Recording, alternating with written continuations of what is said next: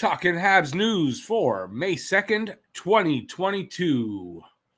Hey, everybody, I'm Rick. Welcome to Talking Habs, where you get your daily fix of Bleu Blanc Rouge. So now that the 2022 season is done for Montreal, anyway, this is the only way I'm going to get my news out because I don't have my pregame show. So welcome to the first Talking Habs news in a while, anyway. I've got a bunch of things for you, and we're going to start off pretty quickly here with news of... the funeral for Guy Lafleur will be tomorrow, May 3rd, and the RCAF will be doing a flyby. An RCAF CF-18 Hornet will do a flyby at Guy Lafleur's funeral at approximately 12:45 p.m. That's tomorrow, May 3rd. So the reason for this, something I didn't know until today, actually, Guy Lafleur served 2 terms as an honorary colonel in the RCAF. First time with 12 Radar Squadron in 2005 till 2008. And then the second time with 3 Wing Bagotville in 2013 to 2016, which was pretty recent. This is something I never knew that. So, there'll be a CF-18 Hornet flying by at the over the cathedral, I believe, when it's expected when basically everybody will be coming out of the cathedral. That's what I read. So last Friday's game had a surprising number of firsts in that game. And so if you watched it, you saw that there were a bunch of firsts. And here I'm listing them all for you right now. It was the first 82-game season in the last 3 years due to COVID. And that's pretty minor, but I thought I'd put that in. Montreal is the first NHL team to finish in 32nd place. It's the first year of the Seattle Kraken, 32 teams. Montreal's the first team to finish in last place when there's 32 teams. Not something that's really you ought to be proud of, but hey, it's the first. Defenseman Jordan Harris scored his first NHL goal against the Florida Panthers. Cole Caulfield, the kid, scored his first NHL hat trick, also against the Panthers. And Carey Price got his first win of the season, which was really good to see that, especially when there's news on Price that we'll talk about in a little bit. Tyler Pitlick scored his first goal of the season, and it was also his first goal, obviously, as a Montreal Canadien. Nick Suzuki and Cole Caulfield have declined their country's invitations to play in the upcoming World Championships. Nick Suzuki, obviously, for Canada, and Cole Caulfield for the U.S. They declined for different reasons, though. Nick has a back injury. He played all 82 games, but he had a back injury that was over the last about 10 games, and he wasn't at practice over the last 10 games. He only played during in the actual games. So he is obviously not going because he needs to recover fully from the back. And don't forget, also for him, it was a short off season for him. And this is the reason for Cole Caulfield. He wants to rest after that short off season last season. Plus, Caulfield, in the stage that he was in his career, played a lot of hockey over the last few seasons. I think it's really good for him to take a bit of a rest. So I wouldn't complain about this, but it could have been kind of interesting to see the two face off against each other. Because, Canada, U.S., at some point they probably were going to play, and maybe for the big game too. But alas, it won't come to pass. Now, I made a comment that Hockey Junkie made to, I think, a Leafs fan's something. And my comment was very simple. Tampa in 4. To that, I got into a bit of an argument on Twitter with a Leaf fan. And from the result of the little argument, which I'm going to show you, I wrote a little poem, just 3 verses, in response to this guy. So I'm going to just show you. So I said, Tampa in 4. So he comes back with, Habs aren't playing at all, LOL.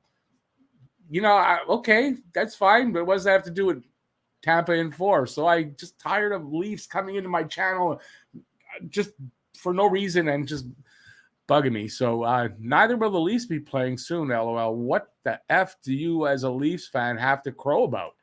The most futile team in league history. Just a bunch of losers. Habs aren't playing this year, mate. LOL. Regardless, even if it's only 4 games, which it won't be, I still get to see my team play at least 4 more games. You have nothing. Worst team in the league. And a long, slow rebuild. LOL. Who's the loser? With a smiley face. What's it like to be so thin-skinned that you can't handle a little criticism of your team? That's what I said to him. And then he comes back with, what's it like to be so ridiculously detached from reality? This guy, a Leafs fan, talking. Because of your hate that you would say Tampa in 4. It's only partially because of my hates, because I actually feel that. That's my actual prediction, Tampa in 4. I have lots of criticism for the Leafs, believe me, but one look at your feed, that's, I guess, my Twitter account, and all your BS comments explains why you would say something like this. Habs done. So I come back with, Leafs are soft. Enough said. And he says, and so just so you know, I don't wear Leafs goggles and make excuses for soft plays. So some of his comments apparently that were real hard-edged about how he doesn't, he's, bullshit. So I said, but you're a typical Leafs fan with your boasting bullshit. LOL. Have a nice day, bro. Goes back with boasting. Who the hell's boasting? Well, not you, bro. The Leafs have a good team. They have elite players. Go back to watching your team golf, hateful loser. I said, effing right. I hate the Leafs and will enjoy watching them lose. Do you prefer if I call you asshole? It is more appropriate. Then he says, LOL, triggered Habs fan. Because I'm triggered now, right? I'm mad. I'm triggered. Yeah, right. Anyway, it's going to be a long summer, mate. Yeah, it is actually. I get to watch my team, but for him too, in the playoffs tonight. And all you get is to get your hate on. This has been one of the more memorable seasons for me, not because the Leafs were great, but because the Habs were so bad, LOL. So I came back because I'm triggered now. Yep, go Habs, go. And that's it. I didn't want to have any more interaction with this guy. If he anymore, I'm going to just block him. But I wrote a little, I don't know, it just came out. It came out as like a limerick, so 5 lines. And then I wrote 3 of them, and it all goes together. So here you go. You're going to hear it. No one heard it before. You're all going to hear it for the first time. Asshole Leafs fan JJ Jet on Twitter wanted to stick his nose up in my litter. Typical asshole Leafs fan loser. His comments are such a snoozer. To me, he just comes across as bitter. Typical asshole Leaf fan JJ Jet on Twitter. I think I know why you are bitter. They haven't won since 1967, my good fellow.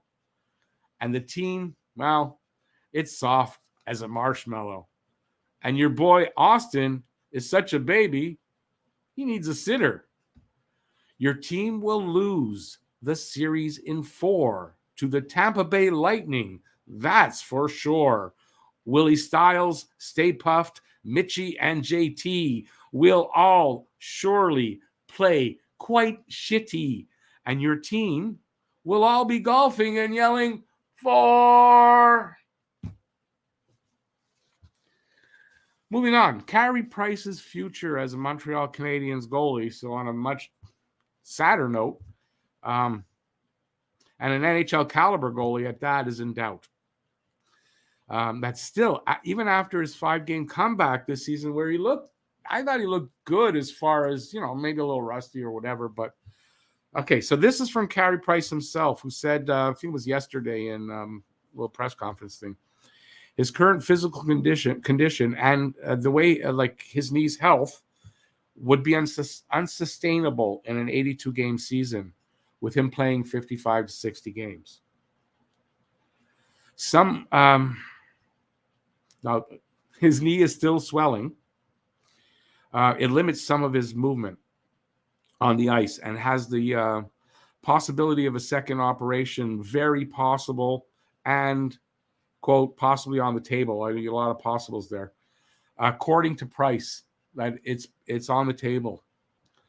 His doctor visit in New York last week was inconclusive. They did some imaging, and it was inconclusive. And Carey will get a second opinion, he said, and make a decision on how to move forward. He said he's a fighter and won't give up if there's hope to get back to full health again. Price said, and this is really sad. He said he prepared for the last game of the season against the Panthers, quote, like it was the last game of my career, unquote. So he's definitely thinking that there's a possibility he never plays again. So even though I thought when someone mentioned this a few days ago, and I thought I kind of laughed it off, said, "No, you're nuts." No, that person was right. I don't know who it was. I apologize if you're watching this. Yeah, the possibility for Carey Price is there. He's got swelling in the knee that hasn't gone away, and for him to continue and be a starting goalie in the NHL, he can't have that. He's not going to be able to do that. So the offseason is going to be really important. If he has another operation, it could clear the problem up. Maybe there's something they missed. I mean, there's something that's causing the swelling. If they can get that fixed, then I think all is good. If not, Carey Price may never play again. That's just flat out the truth. Let's move on to something a little happier. Unless something unforeseen comes up or something bad happens, Habs interim head coach Marty St. Louis will re-sign with Montreal, with rumors saying for 3 years is what I heard. Coach Marty himself said it is a much more difficult job than he expected, but he's up for the challenge of continuing at his dream coaching job. Coaching his favorite team growing up, the Montreal Canadiens. He grew up as a Montreal Canadiens fan. He grew up in Laval. His father was a huge Habs fan, still is, and this was his dream job once he knew he wanted to be a coach after playing. So Marty St. Louis not going anywhere.